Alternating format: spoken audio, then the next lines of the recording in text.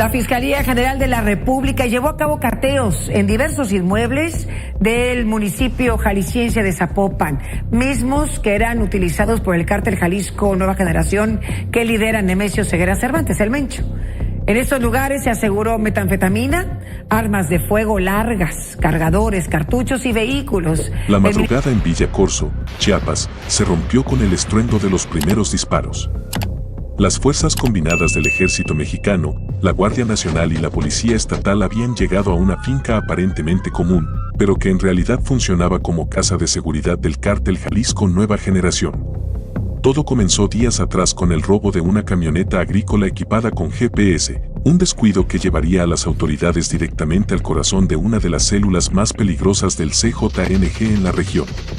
Cuando las patrullas se aproximaron, los sicarios respondieron con ráfagas de fusil, convirtiendo lo que debía ser un operativo rápido en un enfrentamiento prolongado que duraría horas. El tiroteo se extendió por la zona rural, donde los narcos, atrincherados en la propiedad, intentaron repeler el avance de las fuerzas federales.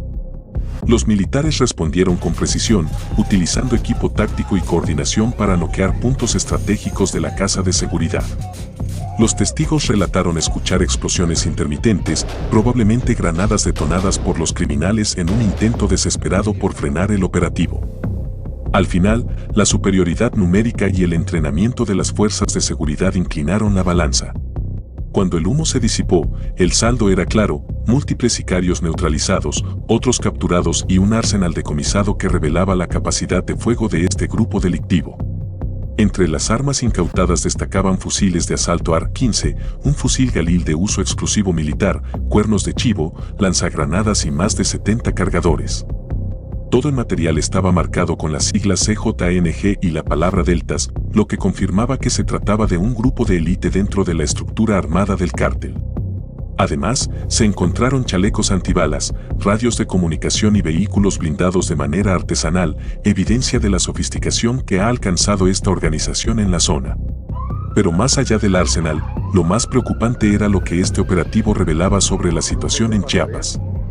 El estado se ha convertido en un campo de batalla entre el CJNG y el cártel de Sinaloa, que libran una guerra sin cuartel por el control de rutas clave para el tráfico de drogas, armas y migrantes. Los pobladores de Villa Corzo y municipios aledaños viven bajo el constante temor de quedar atrapados en el fuego cruzado. Bloqueos carreteros, ejecuciones y reclutamiento forzado se han vuelto parte de la cotidianidad en una región donde la presencia del Estado parece insuficiente para contener la violencia. La respuesta del CJNG no se hizo esperar. Horas después del operativo, comenzaron a circular amenazas en redes sociales y mensajes de voz en los que prometían venganza. En localidades cercanas, se reportaron quemas de vehículos y bloqueos preventivos, una táctica común para dificultar el movimiento de las fuerzas de seguridad. Mientras tanto, en Guatemala, las autoridades reforzaron los operativos en la frontera ante el temor de que los narcos mexicanos utilicen territorio guatemalteco como refugio temporal. Este operativo, aunque exitoso, es solo una batalla en una guerra mucho más grande.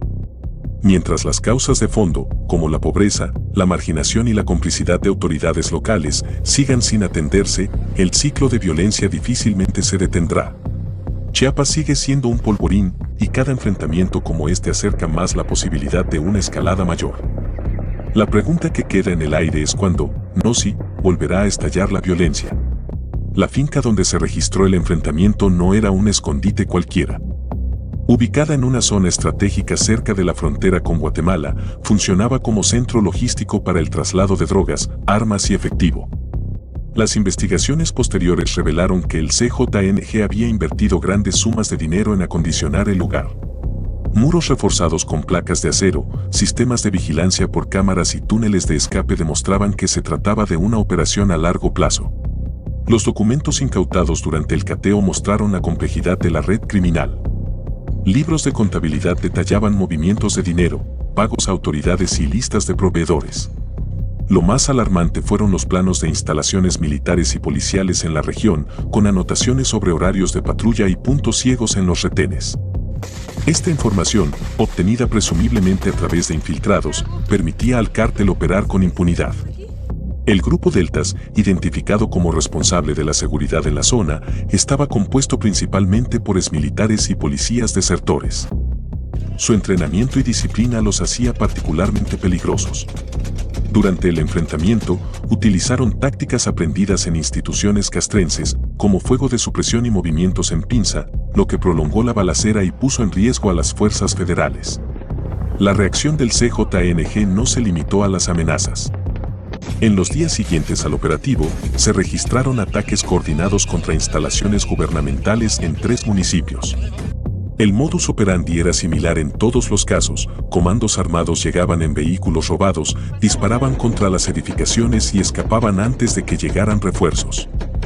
Estos actos de retaliación buscaban demostrar que el cártel mantenía su capacidad operativa a pesar del golpe recibido. Mientras tanto, en las comunidades indígenas de la región, el temor crece día con día. Muchos habitantes han comenzado a formar grupos de autodefensa ante la incapacidad de las autoridades para protegerlos. No podemos confiar en nadie, declaró un líder comunitario que pidió mantener su identidad en reserva. Los narcos nos amenazan, pero también hay policías que trabajan para ellos. Estamos solos en esta lucha. La situación en la frontera con Guatemala se ha vuelto cada vez más tensa. Patrullas conjuntas de ambos países han incrementado su presencia, pero la extensión del territorio y la complicidad de algunos funcionarios dificultan la labor. En los últimos meses, se han documentado al menos 15 casos de agentes guatemaltecos arrestados por colaborar con el CJNG, aceptando sobornos a cambio de permitir el libre paso de cargamentos de droga. El operativo en Villa Corso dejó en evidencia que la estrategia de seguridad actual necesita urgentes ajustes. Los cárteles han evolucionado, adoptando tácticas militares y tecnologías de vigilancia que les dan ventaja sobre las fuerzas del orden. Sin un cambio de fondo que ataque no solo los síntomas sino las causas estructurales del narcotráfico, estos enfrentamientos seguirán repitiéndose, con la población civil como principal víctima. Las consecuencias del operativo contra el CJNG en Chiapas continúan reverberando en la región. Una semana después del enfrentamiento, se descubrieron fosas clandestinas en los terrenos aledaños a la finca intervenida. Los restos de al menos 12 personas fueron exhumados, muchos de ellos con señales de tortura. Las autoridades sospechan que se trataba de rivales del cártel o traidores castigados como ejemplo. El análisis del arsenal decomisado reveló datos preocupantes. El 70% de las armas tenían seriales borrados, pero las que pudieron rastrearse mostraron un patrón claro: procedían en su mayoría de contrabando desde Estados Unidos y Guatemala. Algunos fusiles AR-15 incluso conservaban marcas de departamentos policiales estadounidenses, lo que sugiere que fueron robadas o desviadas de arsenales oficiales. Los interrogatorios a los sicarios capturados arrojaron luz sobre la estructura del CJNG en Chiapas. Según sus declaraciones, el cártel opera mediante células semiautónomas que reportan a un mando regional. Esta descentralización hace más difícil su erradicación, pues la caída de un grupo no afecta significativamente a los demás. Además, confirmaron que el reclutamiento se realiza principalmente entre jóvenes de comunidades pobres, a quienes ofrecen sueldos superiores a los 20,000 pesos mensuales. En el ámbito político, el operativo desató una ola de acusaciones. Diputados locales señalaron que la finca intervenida aparecía registrada a nombre de un supuesto empresario con conexiones en el gobierno estatal. Aunque no se presentaron pruebas contundentes, el caso reavivó la sospecha sobre la infiltración del crimen organizado en las instituciones. Las organizaciones de derechos humanos han documentado un aumento en el desplazamiento forzado. Familias enteras huyen de comunidades donde el CJNG y el cártel de Sinaloa se disputan el territorio. Llegaron a nuestro pueblo dando ultimátum, unirse o irse, relató una mujer que escapó con sus 3 hijos. Mataron a mi hermano por negarse a trabajar para ellos. El gobierno federal anunció el envío de 2,000 soldados adicionales a la zona, pero expertos en seguridad dudan de la efectividad de esta medida. Militarizar no es suficiente, advirtió un analista. Mientras exista demanda de drogas en IU y pobreza en México, el narcotráfico seguirá encontrando quien trabaje para ellos. En las escuelas de la región, los maestros reportan que cada vez más adolescentes abandonan las aulas, seducidos por las promesas de dinero fácil de los cárteles. Programas sociales intentan combatir este fenómeno, pero su alcance es limitado. Necesitamos opciones reales para nuestros jóvenes, exigió un director escolar. No podemos competir con los salarios que ofrece el crimen organizado. El operativo en Villa Corso será recordado como un éxito táctico, pero el verdadero desafío comienza ahora. reconstruir el tejido social en comunidades devastadas por la violencia, cortar los flujos de armas y dinero, y desmantelar las redes de complicidad política y policial son tareas que requerirán años de trabajo coordinado. Mientras tanto, los habitantes de Chiapas siguen esperando que la paz sea algo más que un breve respiro entre dos balaceras. Los efectos del operativo en Villa Corso han comenzado a extenderse más allá de Chiapas, revelando conexiones alarmantes del CJNG con redes criminales internacionales. Investigaciones posteriores descubrieron que la finca intervenida no solo servía como centro de operaciones locales, sino también como punto de enlace para el tráfico transnacional. Documentos incautados muestran registros detallados de envíos de metanfetamina hacia Estados Unidos y cocaína proveniente de Sudamérica, con rutas que atraviesan Guatemala y Belice. La sofisticación de las operaciones logísticas del cártel quedó al descubierto con el hallazgo de un sistema de comunicación cifrada que conectaba a los deltas con células en 5 estados mexicanos y 3 países centroamericanos. Los equipos, de fabricación israelí y adquiridos en el mercado negro, permitían coordinación en tiempo real sin riesgo de interceptación. Más preocupante aún fue el descubrimiento de uniformes completos de migración y aduanas, junto con credenciales falsas que habrían permitido a los narcos moverse libremente por puntos fronterizos oficiales. En las últimas semanas, el CJNG ha respondido con una escalada de violencia calculada. En lugar de ataques indiscriminados, han optado por blancos estratégicos. 3 agentes de inteligencia militar involucrados en el operativo fueron emboscados en Tuxtla Gutiérrez. 7 informantes comunitarios aparecieron ejecutados con señales de tortura. 2 puentes fronterizos menores fueron dinamitados, interrumpiendo el comercio legal. Los analistas señalan que esta táctica refleja un cambio en la estrategia del cártel, buscando debilitar la capacidad investigativa del Estado mientras mantienen cierto control sobre la población civil. No quieren un baño de sangre que atraiga más atención federal, explicó un experto en seguridad, sino erosionar sistemáticamente la presencia institucional. El impacto económico ya es palpable. En los municipios más afectados, el precio del maíz y otros básicos ha aumentado 300% por los bloqueos a camiones. 40% de los pequeños negocios han cerrado temporalmente. Las remesas desde Guiú han disminuido 25% por la inseguridad en las rutas de cobro. Mientras tanto, en las comunidades indígenas, líderes tradicionales han comenzado a negociar directamente con los cárteles, estableciendo acuerdos de no agresión a cambio de permitir ciertas actividades ilícitas.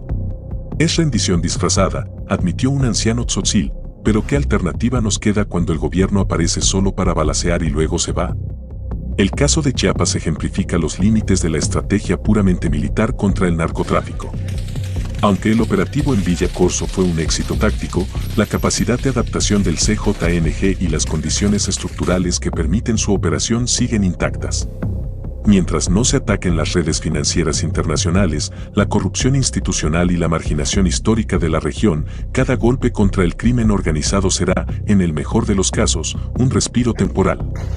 La pregunta que queda es cuánto más podrá resistir la sociedad chiapaneca esta guerra de desgaste, donde la violencia no es excepción sino el orden del día, y donde la paz parece cada vez más un lujo inalcanzable para quienes viven lejos de los cuarteles y los discursos oficiales. Las comunidades indígenas de la Sierra Madre se han convertido en el nuevo frente silencioso de esta guerra.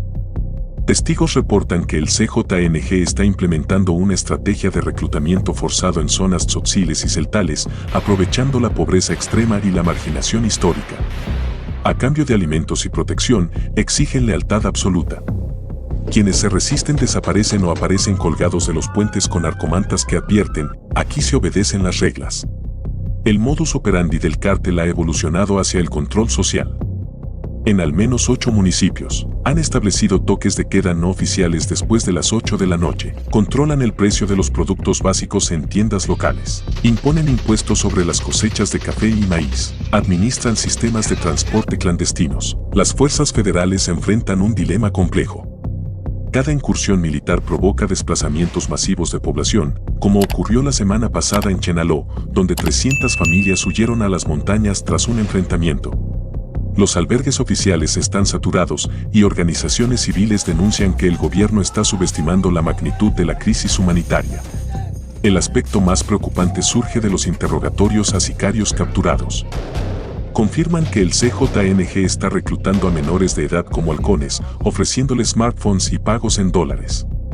Peor aún, hablan de campos de entrenamiento ocultos en cañadas remotas, donde adoctrinan a niños de apenas 12 años en el uso de armas y tácticas de guerrilla. La Iglesia Católica y líderes espirituales mayas han intentado mediar, pero pagan un precio alto. 3 catequistas fueron secuestrados la semana pasada en Simojovel y el cuerpo de un anciano rezador fue encontrado con señales de tortura cerca de San Cristóbal. El mensaje es claro: ninguna autoridad moral compite con el poder del cártel en estas tierras. Mientras tanto, la economía informal florece bajo nuevas reglas. Mercados negros operan abiertamente donde se comercia desde armas hasta medicamentos robados, todo bajo la supervisión de los grupos criminales. Los precios están denominados en dólares y el peso mexicano pierde valor día a día en estas zonas de facto controladas por el narco. El último golpe a la institucionalidad llegó con el asesinato de 2 candidatos a alcaldías municipales que habían prometido enfrentar al crimen organizado. Sus cadáveres aparecieron con carteles que decían: para que aprendan los que quieren gobernar sin permiso. Los partidos políticos han optado por cancelar actos de campaña en 15 municipios, dejando a la población sin opciones electorales reales. Esta es la nueva normalidad en Chiapas, un territorio donde el Estado existe solo en los discursos, donde la ley la imponen hombres armados con pasamontañas, y donde la población civil queda atrapada en un juego de ajedrez sangriento entre cárteles que no distinguen entre combatientes e inocentes. El operativo en Villa Corso parece ahora un eco lejano, un espejismo de victoria en una guerra que se sigue perdiendo en los hechos cotidianos.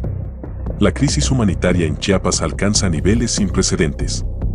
Según datos de organizaciones civiles, más de 15,000 personas han sido desplazadas forzosamente en los últimos 3 meses, creando campamentos improvisados en las afueras de ciudades como San Cristóbal y Comitán. Las condiciones en estos asentamientos son deplorables: familias enteras hacinadas bajo láminas de cartón, sin acceso a agua potable ni servicios médicos. Lo más grave, muchos refugiados reportan que los cárteles los siguen extorsionando incluso en su exilio, exigiendo cuotas de protección a cambio de no quemar los pocos enseres que lograron llevarse. El sistema de salud colapsa en silencio. Hospitales rurales han sido abandonados por personal médico ante amenazas del crimen organizado. En zonas como Altamirano, el CJNG ha impuesto sus propias clínicas, donde curanderos sin formación atienden con medicamentos robados mientras los narcos deciden quién merece tratamiento. Se documentaron casos de mujeres obligadas a parir en patios traseros y enfermos de diabetes que mueren por falta de insulina, mientras los almacenes de farmacias saqueadas son usados para guardar armamento. La infancia paga el precio más alto. Un informe de UNICEF revela que 8 de cada 10 escuelas en la zona de conflicto operan de manera intermitente. 5,000 niños han abandonado sus estudios este año. Se reportan 42 casos de reclutamiento forzado en primarias rurales. La desnutrición aguda aumentó 300% en comunidades bajo control narco. El ejército mexicano enfrenta su propia encrucijada. Aunque mantiene presencia en carreteras principales, sus patrullas evitan adentrarse en los territorios más conflictivos. Fuentes castrenses admiten que operar en la región se ha vuelto una misión suicida, citando emboscadas con artefactos explosivos improvisados y francotiradores entrenados. La estrategia actual se limita a contener el conflicto, no a resolverlo. Mientras tanto, el CJNG perfecciona su control territorial. En municipios como Chicomucelo y La Concordia, han establecido oficinas de cobro donde extorsionan abiertamente a comerciantes. Imparten justicia rápida en plazas públicas para resolver disputas entre civiles. Controlan el precio del gas LP y la tortilla mediante amenazas a distribuidores. Han creado su propio servicio de transporte con camionetas robadas. La Iglesia Católica denuncia un nuevo fenómeno: el narcoculto. Capillas abandonadas son usadas para rituales donde mezclan santos católicos con símbolos del cártel. En frontera Comalapa, encontraron una imagen de Jesús Malverde junto a la Virgen de Guadalupe, con narcocorridos de fondo durante las misas. Esto refleja cómo el crimen organizado no solo controla cuerpos, sino que ahora busca dominar las conciencias. Las redes de trata de personas florecen en el caos. Mujeres y adolescentes indígenas son secuestradas para ser explotadas en bares y prostíbulos que operan como fachada del CJNG en ciudades fronterizas. Los pocos casos que salen a la luz revelan la complicidad de autoridades locales, con policías municipales actuando como escoltas de los tratantes. Este es el Chiapas que no aparece en los discursos oficiales, un territorio donde el Estado ha sido reemplazado por estructuras criminales que dictan quién vive, quién muere y cómo se sobrevive día a día. El operativo en Villa Corso parece ahora un recuerdo lejano, un espejismo de orden en un paisaje donde la ley del más fuerte se impone con fuego y sangre.